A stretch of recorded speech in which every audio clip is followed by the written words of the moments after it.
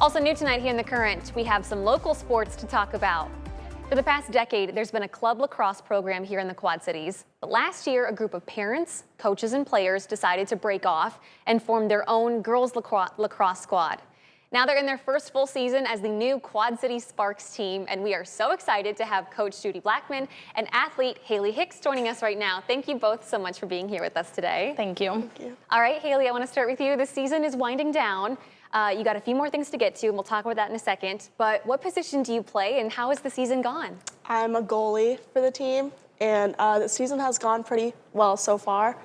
We've won quite a few games, and we're working hard to keep playing, keep doing good, keep winning.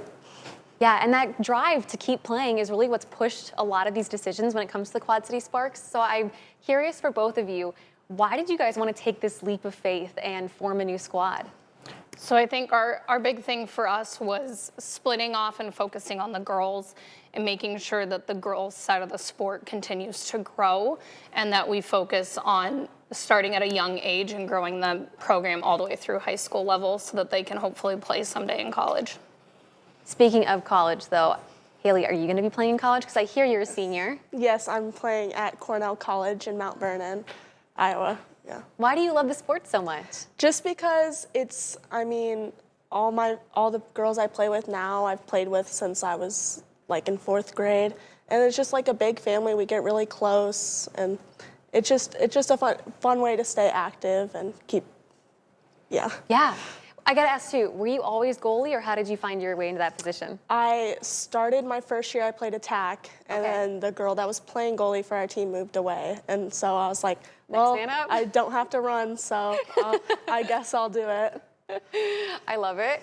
And I want to ask you, why is now the right time? You talked about wanting to grow the sport and really focus on the girls' side of lacrosse, but why now? I think we had built a really good foundation, and it was just time. We had started with about 10 girls on the team when I first started coaching in 2019.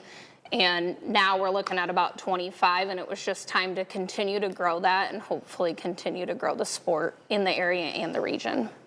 And we are seeing lacrosse really explode in popularity all over the country. It's coming up in the 2028 Olympics in LA, and we really do have some vibrant lacrosse teams for some of our colleges here locally. I'm thinking Cornell, Augustana, St. Ambrose, but that's not the same case when it comes to the high school leagues. What does that look like locally? So we have club lacrosse. Peoria has it in their schools, but that is our closest besides Chicago areas for in actual high school sanctioned sport. So that means you guys have to drive a lot for your games. Where do you go to? So we travel as far as Omaha and Columbia, Missouri, and then also Peoria, Cedar Rapids, and Dubuque. Well, that's kind of the problem we've talked about off camera when it comes to starting some of these high school teams is that, let's say you start a team at UT, you guys would have to drive all over the place just to go play somebody. Mm-hmm. So maybe the goal someday is to get a lot more high school teams, but for now, girls can join the Quad City Sparks. And I hear you just had a few new girls try it for the first time recently. How did that go? Good. I really think they're starting to get hooked. And then we're in the works of talking with TBK Sports Center to see if we can start a younger program there as well in partnership with them. So hopefully that will work out. And there are some big differences between girls lacrosse and boys lacrosse. What are some of the main ones? They definitely get to be a lot more aggressive. They have more padding. When you look at sticks, they have different stick sizes, and all we have is the goggles, and yeah. So boys is full contact, as where girls is not full contact. So that's the biggest difference. Our goalies wear helmets and full padding. Obviously, they're being shot at, but everybody else just wears the goggles that are here.